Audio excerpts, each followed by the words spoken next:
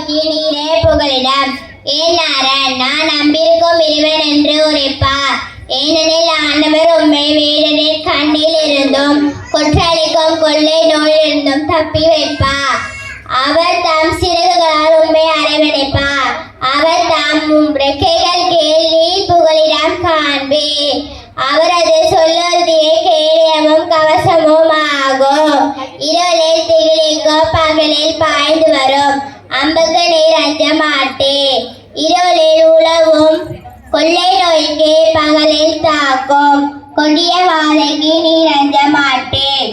உன் பக்கம் 1000 பேர் விழுந்தாலும் வலப்புறம் 10,000 பேர் தாக்கினாலும் உம்மை எதுவும் அணுகாது. பொல்லாங்குக்கு கிடைக்கும் தண்டனையை நீர் பாப்பீர். கண்களால் நீர் காண்பீர். ஆண்டவரே புகலிடமாய் கொண்டீர். உன்னதரே உறவிடமாய் கொண்டீர். ஆகவே தீங்கு உமக்கு நேரிடாது. வாதையும் கூடாரத்தை நெருங்காது.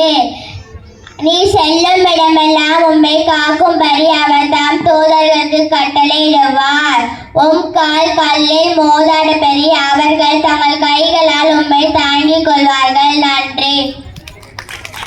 எண்ணங்களை மனிதர் எண்ணலாம், ஆனால் அதற்கும் முடிவு கூறுபவர் ஆண்டவர். நீதிமொழிகள் 16:1.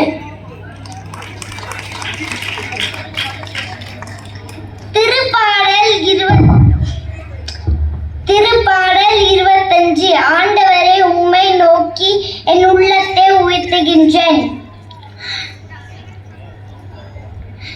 நான் வெட்கம் உட விடாதையும், என் பகைவர் என்னை விட்டு விடாதையும்.